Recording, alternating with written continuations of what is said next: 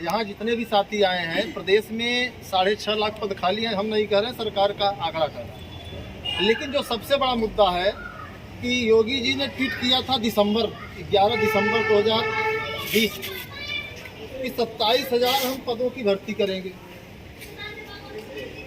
उसमें 22,000 अवैतनिक तदर्थ शिक्षक है। समझिए, हाल ही में आप लोगों ने देखा होगा कि सरिता तिवारी जी जो माध्यमिक की प्रमुख सचिव हैं, उन्होंने एक लेटर जारी किया और उन्होंने साफ शब्दों में कहा कि तदर्थों का वेतन बंद।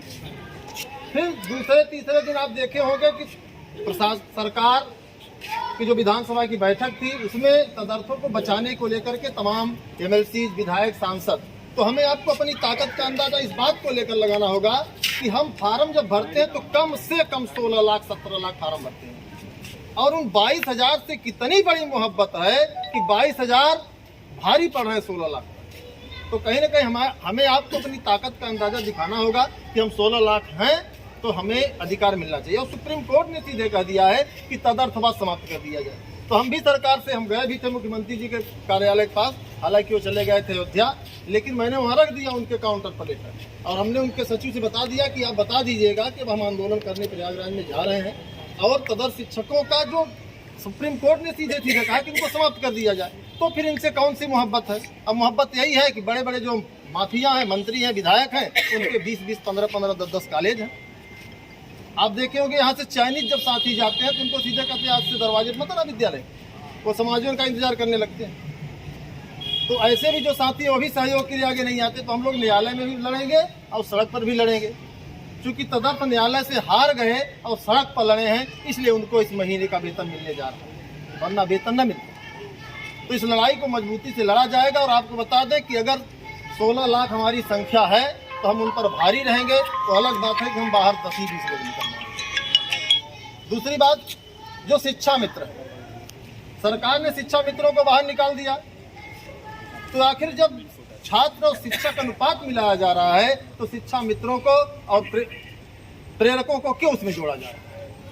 या तो आप सीधे कह दीजिए कि हम सबको जोड़ेंगे, आंगनवाड़ी भी जोड़ लेंगे, चपरासी भी जोड़ लेंगे, शिक्षा प्रेरक भी। तो उनको शिक्षा प्रेरक जो है तो फिर उनको आप मास्टर का वेतन दीजिए, हमें कोई एतराज नहीं है। आप मास्टर का वेतन भी नहीं दोगे और आप कहोगे कि अखिलेश सरकार ने इनको रखा था इसलिए बाहर कर दिया। तो शिक्षा मित्र अगर 8,000 पा रहे हैं तो किस तरीके से रखे हमसे मतलब नहीं है। लेकिन छात्र और शिक्षक अनुपात में भर्ती अगर सरकार नहीं करेगी तो हम लोग लड़ेंगे। और लगभग यूनेस्को की रिपोर्ट ने कहा है कि 3,30,000 पद खाली। मैं नहीं कह रहा, यूनेस्को ने कहा है कि 3,30,000 पद खाली हैं। तो हमारा राइट बनता है कि अगर प्रदेश में पद खाली है तो सरकार को भरना चाहिए, क्योंकि सरकार लगातार दावा करती है कि कितने लाख रोजगार हम दिए।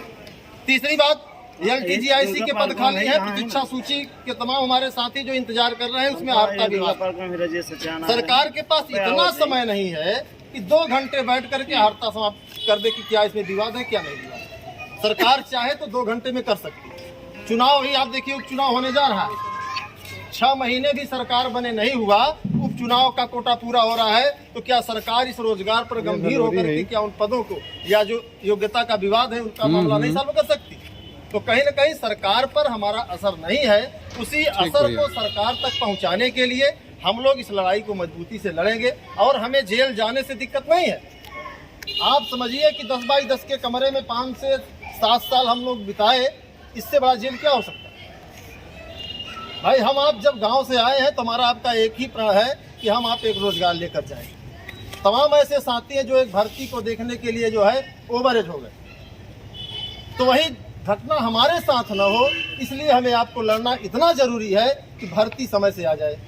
और भर्ती अगर समय से आई तो जितने लोग यहाँ उपस्थित हैं, आपको याद होगा इसके पहले मैंने कहा था, हो सकता है 2-4 साथी न हुए हों जो पहले आंदोलन में सक्रिय थे। आज आप चेहरा बगल घुमा कर देखिए तो शायद 2-4 लोग बचे हैं, बाकी सब सिलेक्टेड हो गए। 15,198 में, LTGIC में 69,000 में, तो सब सिलेक्ट हो गए। तो आपके अंदर वो ज्ञान है, बस आपको अवसर की तलाश है। और मित्रों, मैं आपसे वादा करता हूं कि जिस तरीके से 3-4 भर्तियां बड़े अच्छे संपन्न हुई, अगर आप लोगों को साथ रहा तो दावे के साथ कहता हूं कि भर्ती सरकार को देना होगा, भले ही 2-4-10 दिन हम लोग जेल में, क्योंकि हमें जेल से नहीं सरकारों के खेल से डरना है। और खेल इनका समाप्त हम लोग करेंगे।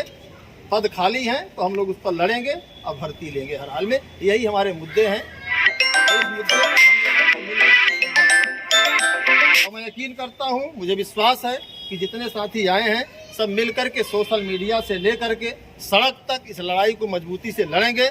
और प्रशासन से जो बघाड़ा में घटना हुई उस पर हम लोग थोड़ा सा पर्दा डालते हैं, क्योंकि प्रशासन कुंठित थी, इस वजह से वहां जाकर के ऐसा कुकृत्य की।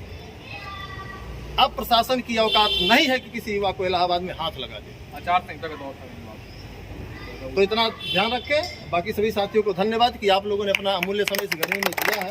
हम चाहे हमारे बीच में पंकज जी हैं, थोड़ा सा आप कुछ बताइए। नहीं बताएंगे, आप हम लोग को क्या करना है, जो बात बतानी है स्पष्ट करिए।